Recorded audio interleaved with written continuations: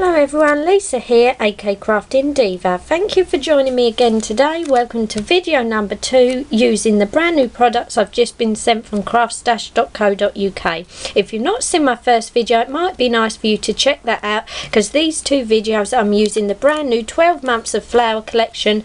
This is the March collection, which is the Daffodils. In my first video I go a bit in depth about how these collections have come about, but just a quick recap. These are brand new products. Every month CraftStash and Apple Blossom are going to be releasing a collection of coordinating products that all work together along the birthday flower theme. So like I say, this time I've got the March collection, which is all focused on the daffodil.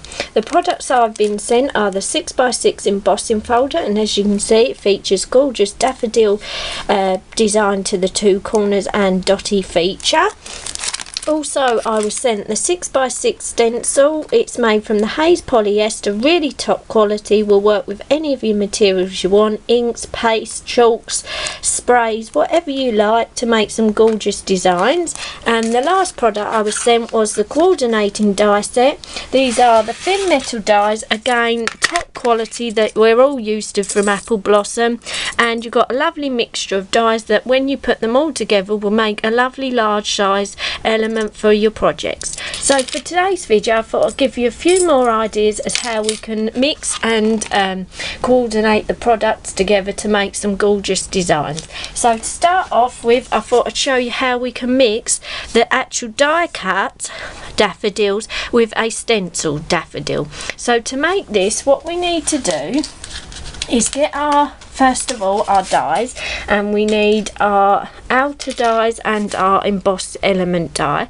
And what I did was I die cutted the largest part, the outer die, and then I've used the embossing detail die to add the detail into this one.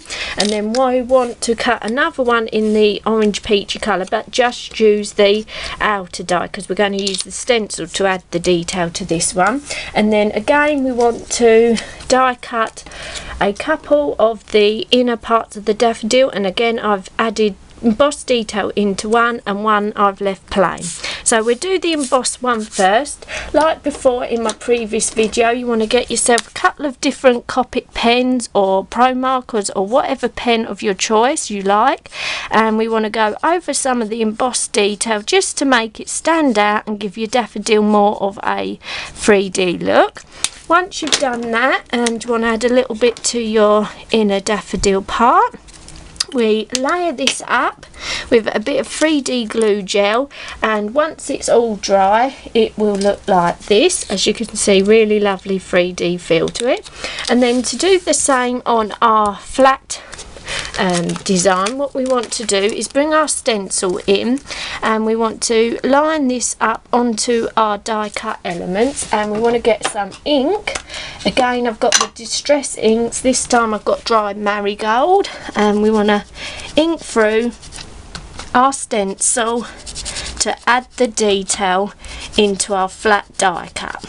Once you're happy with the coverage, we get the Wild Honey ink pad this time, and we want to line up the next part of our stencil and ink through this. This is like we did before, but it's just making use of your die cuts as well.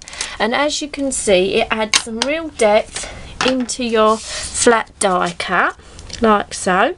And we do the same with our little inner part of our daffodil, and again once it's all layered up and stuck together it looks really beautiful.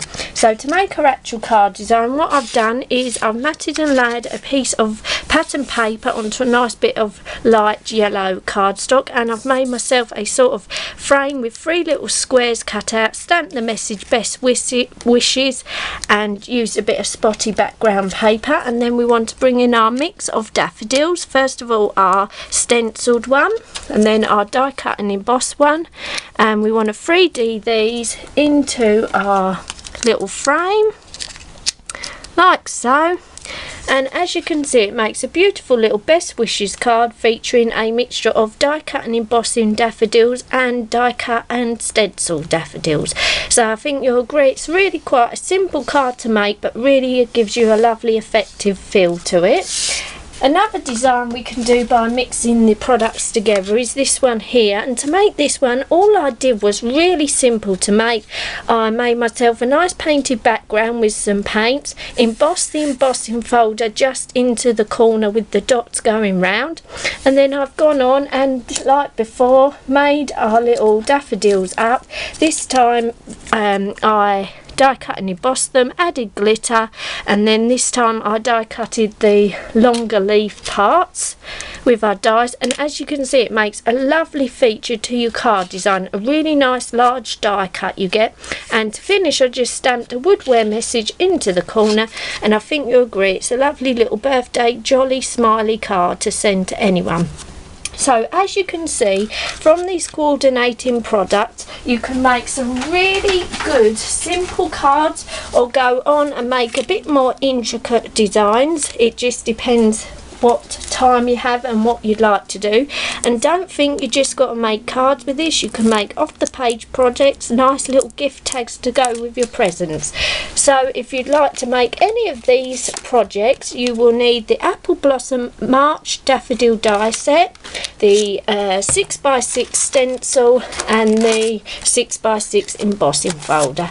Don't forget there's also coordinating stamps that are available on the website at www.craftstash.co.uk. I really hope you enjoyed these two videos.